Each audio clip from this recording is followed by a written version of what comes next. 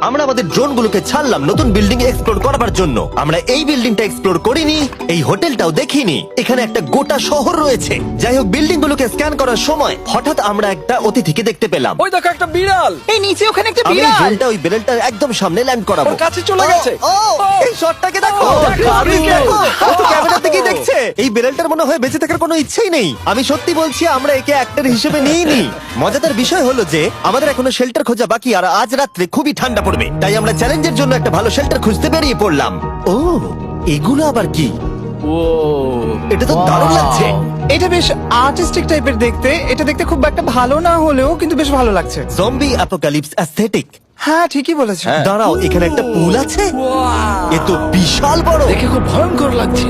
তখনকার দিনে এটাকে ঠিক এমন দেখতে ছিল, এবং পরিত্যক্ত হওয়ার কয়েক যুগ পরে এটা এখন এরকম হয়ে গেছে। দাঁড়াও, এটাকে একটা সকার কোর্ট? এটা স্পোর্ট। এটা কি সকার বল? আহ, মরে যেতাম এক্ষুনি। আমার মনে হয় এই সকার বলটার আমার থেকে বেশি বয়স। আমাদের সবার থেকে বেশি বয়স হবে। না, শুধু মার্ক ছাড়া, কারণ মার্ক বয়স্ক। আমাদের দুটো অপশন আছে। আমরা এই টানেলটা ধরে এগিয়ে গিয়ে সামনের অংশটা এক্সপ্লোর করতে পারি, অথবা যেহেতু সূর্য ডুব দেওয়ার কয়েক ঘন্টা বাকি, তাই ঠান্ডার হাত থেকে বাঁচতে আমাদের এখানেই থাকা উচিত। এখানেই থাকবো। এটা কিন্তু বেশ ভালো আইডিয়া। আমি জানি। গোটা দিনটা কাটাবার পরে আমরা শেল্টার খুঁজতে বেরোলাম। আমি অবাক হয়ে যাচ্ছি যে এই শহরটা কত বড়। আমরা শেষ পর্যন্ত একটা জায়গা পেলাম যেখানে আমরা পরের দিনগুলো কাটাতে পারবো। তাই আজকে আমরা রাত্রে জমে যাব না। আমরা আমাদের ক্যাম্প এখানে একটা রুমেতে সেট করব। আমরা এখানে একটা ফায়ার পিট রাখবো, ওখানে একটা ওয়াল লাগাবো, তাহলেই থাকা যাবে। হ্যাঁ, মার্ক এগুলো সব করে দেবে। আমি কিন্তু আমরা বলেছি। সব থেকে কঠিন ব্যাপার, এদিকে এসো। আমাদের ক্যাম্প, আমাদের সবকিছু ঠিক ওইখানেতে রাখা।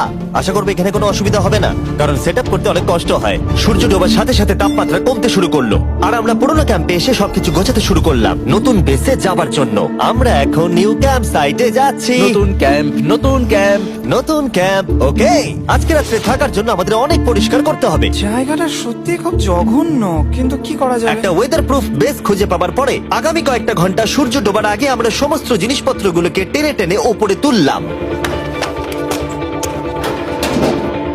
যেহেতু অন্ধকার দ্রুত নামছিল, আমরা নতুন বেসে সব জিনিসগুলোকে আনতে পারিনি। তাই আমাদের কাছে ছিল কিছু ওয়াটার ব্যাগ, কিছু ক্যান্ড চিলি, কিছু ম্যাট্রেস, আর তেমন কিছুই ছিল না।